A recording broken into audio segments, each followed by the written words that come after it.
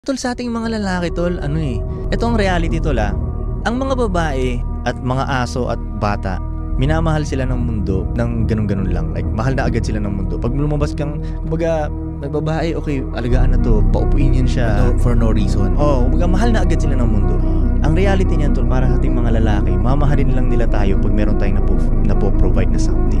Kung wala kang silbi sa mundong to, walang pakialam ang mundo sa'yo Brutal ang mundo sa mga lalaki tol. Kung hindi ka makaka-provide, or kung hindi ka malakas, or hindi kahit anuman, wala kang silbi, walang nakakakita sa'yo. Walang babaeng lumilingon sa'yo. Yung ibang mga lalaki, hindi ka rin nila trip, ayaw ka nilang kausapin, invisible ka sa mundong to. So kailangan may malalapag kang something. Yun ang reality. Kumbaga yung value natin tol, hindi tayo pinapanganak na may value agad. Kailangan muna nating i-earn yun. Bago mga lalaki. Yes, tayong mga lalaki, kailangan muna nating i-earn yun. Dapat every department ng buhay mo, ayos ka. Yeah, try mong maging ganun dapat.